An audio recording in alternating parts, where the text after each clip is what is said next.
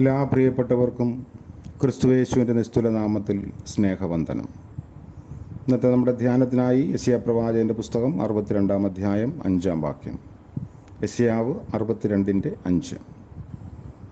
യൗവനക്കാരൻ കന്യകയെ വിവാഹം ചെയ്യുന്നത് പോലെ നിന്റെ പുത്രന്മാർ നിന്നെ വിവാഹം ചെയ്യും.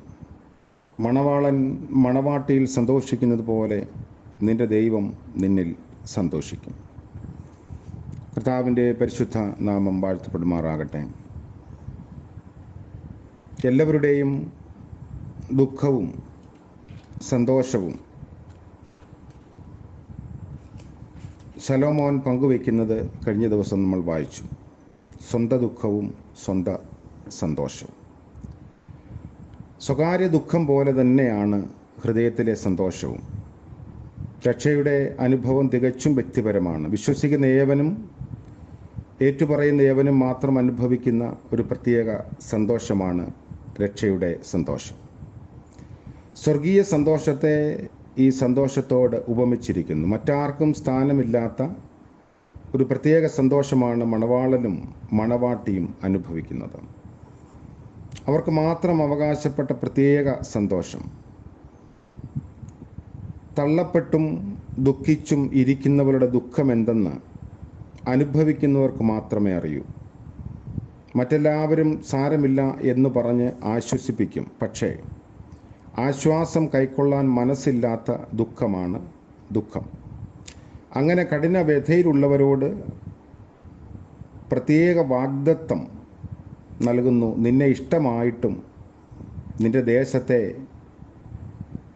വിവാഹസ്ഥയായിട്ടും തിരഞ്ഞെടുത്തിരിക്കുന്നു എന്നുള്ള വാഗ്ദത്തം. അതുപോലെ നിന്റെ ദൈവം നിന്നിൽ സന്തോഷിക്കുന്നു. തിരസ്കരിക്കപ്പെട്ട വ്യഥ എത്രമാത്രം വ്യക്തിപരമാണോ അതുപോലെ തന്നെ വ്യക്തിപരമാണ് ഈ യഥാസ്ഥാനത്തിൻ്റെ സന്തോഷവും. യെശയ്യാ പ്രവാചകൻ്റെ പുസ്തകം 9-ാം അധ്യായത്തിൽ കൊയ്ത്ത് കാലത്തെ സന്തോഷത്തെക്കുറിച്ച് നമ്മൾ വായിക്കുന്നു. ഈ സന്തോഷത്തിൻ്റെ പിന്നിൽ വലിയ അധ്വാനവും കാത്തിരിപ്പും കണ്ണീരുമുണ്ട്. കണ്ണുനീരോടെ വിതയ്ക്കുന്നവരാണ് ആർപ്പോടെ കൊയ്യുന്നത്. വിത്ത് ചുമന്ന് കരഞ്ഞും കൊണ്ടാണ് വിതയ്ക്കുന്നത്. വിത്ത് ചുമക്കുമ്പോൾ കണ്ണീരുണ്ട്, ഭാരമുണ്ട്, ശ്രമം വിഫലമാകുമോ എന്ന ആശങ്കയുണ്ട്. വിതയ്ക്കുന്നവർക്കുള്ളതാണ് സന്തോഷം. വല്ലവനും വിതച്ച് വിളവെടുത്താൽ നിനക്ക് സന്തോഷിക്കാൻ വകയില്ല. നീ വിതച്ച് നീ കഷ്ടപ്പെടുമ്പോൾ നിനക്ക് ഫലമുണ്ട്. തൽഫലമായി വലിയ സന്തോഷവും ആനന്ദവുമുണ്ട്. ആ വലിയ സന്തോഷം അങ്ങനെയുള്ളവർക്ക് മാത്രമുള്ള വ്യക്തിപരമായ സന്തോഷമാണ്. യെശയ്യാ പ്രവാചകന്റെ പുസ്തകത്തിൽ തുടർന്ന് വായിക്കുന്ന 9-ാം അധ്യായത്തിൽ യുദ്ധത്തിൽ പങ്കെടുക്കുമ്പോൾ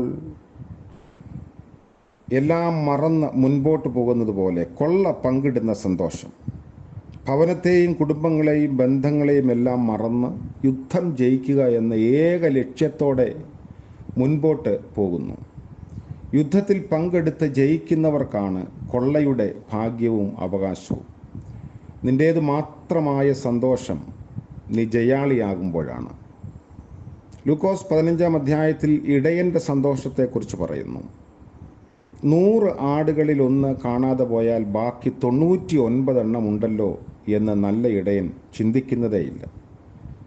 കണ്ടെത്തും വരെ കാണാതെ പോയതിനെ തേടി നടക്കുന്ന സ്നേഹമാണ് ഇടയൻ്റെ സ്നേഹം.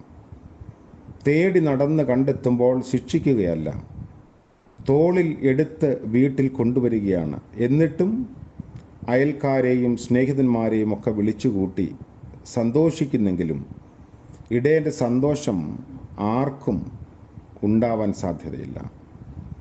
അവിടെ തന്നെ കാണുന്നു ദ്രഹ്മ കണ്ടുകിട്ടിയ സ്ത്രീയുടെ സന്തോഷം. 10 ദ്രഹ്മകളിലൊന്ന് നഷ്ടമായപ്പോൾ ആ സ്ത്രീ വിളക്ക് കത്തിച്ച് കണ്ടുകിട്ടും വരെ അന്വേഷിച്ചു. കണ്ടുകിട്ടിയപ്പോൾ അയൽക്കാരത്തികളെയും കൂട്ടുകാരികളെയും വിളിച്ചുകൂട്ടി സന്തോഷിച്ചെങ്കിലും ഉടമസ്ഥയുടെ സന്തോഷം ആർക്കുമില്ല. തികച്ചും വ്യക്തിപരമായ സന്തോഷം. അപ്പൻ്റെ അരിയിലേക്ക് ഇളയ മകൻ മടങ്ങി വരുമ്പോൾ ഉണ്ടാകുന്ന ഒരു സന്തോഷം. പിതാവാണ് ഏറ്റവും സന്തോഷിക്കുന്നത്. പൂർണ്ണമായ വ്യക്തിപരമായ സന്തോഷം. എല്ലാവരെയും കൂട്ടി ആനന്ദിച്ചെങ്കിലും മറ്റാർക്കും ഇത്രയും സന്തോഷമില്ല. മൂത്ത മകന് പോലും പിതാവിൻ്റെ സന്തോഷത്തിൽ പങ്കുചേരാൻ സാധിച്ചില്ല. വിശുദ്ധ മത്തായി 2-ാം അധ്യായം 10-ാം വാക്യത്തിൽ വിദ്വാൻമാരുടെ സന്തോഷത്തെക്കുറിച്ച് കാണുന്നു. വിദൂരദേശത്ത് നിന്ന് വന്ന് ദിവസങ്ങളോളം യാത്ര ചെയ്ത് വഴിതെറ്റി വിദ്വാൻമാർ വല്ലാതെ വലഞ്ഞു. ഒരു നക്ഷത്രം നോക്കിയാണ് അവർ യഹൂദ്യ വരെ യാത്ര ചെയ്തത്. ഇടയ്ക്ക് നക്ഷത്രം അവരുടെ ദൃഷ്ടിയിൽ നിന്ന് മാറിപ്പോയി. വീണ്ടും തേടി അലഞ്ഞപ്പോൾ അത് വഴികാട്ടിയായിരുന്ന ആ നക്ഷത്രം വീണ്ടും മുൻപിലുണ്ട്. വീണ്ടും അവർ അത്യന്തം സന്തോഷിച്ചു. പൈതലിനെ കണ്ടു, വന്ന കാര്യം സാധിച്ചു. അവരുടെ സന്തോഷം അവർക്ക് മാത്രമുള്ള സ്വകാര്യ സന്തോഷമായിരുന്നു. മത്തായി 13-ാം അധ്യായത്തിൽ നിധി കണ്ടപ്പോഴുള്ള സന്തോഷത്തെക്കുറിച്ച് പങ്കുവയ്ക്കുന്നു. വയലിൽ നിധി ഒളിച്ചു വെച്ചത് ഒരുവൻ കണ്ടു. പക്ഷെ ആരോടും പങ്കുവയ്ക്കാനാകാത്ത സന്തോഷത്താൽ വീർപ്പുമുട്ടി.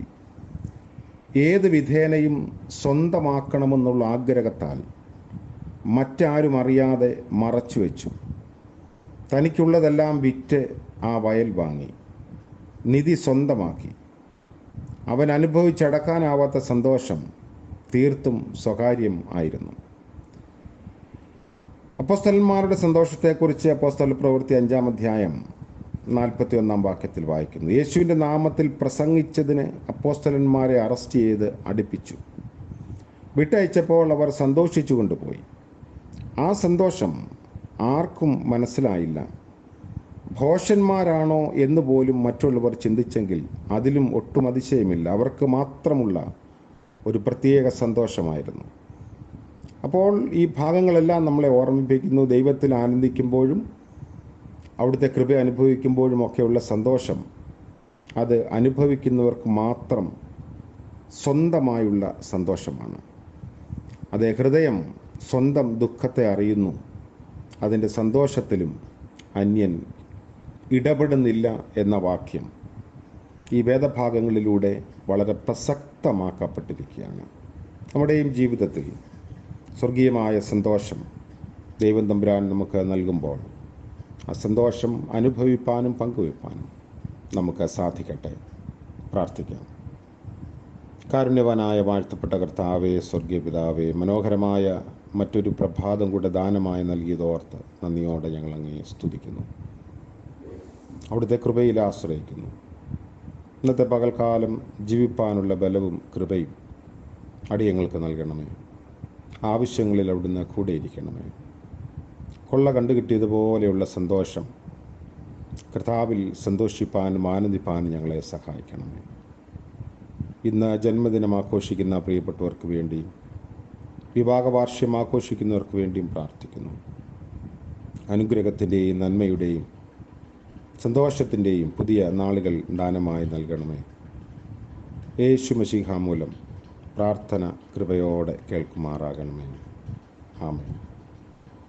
ത്രിയേക ദൈവത്തിൻ്റെ അനുഗ്രഹവും സന്തോഷവും കൃപയും നാം എല്ലാവരോടും കൂടെ ഇന്നും എന്നേക്കും ഉണ്ടായിരിക്കുമാറാകട്ടെ. ആമേൻ.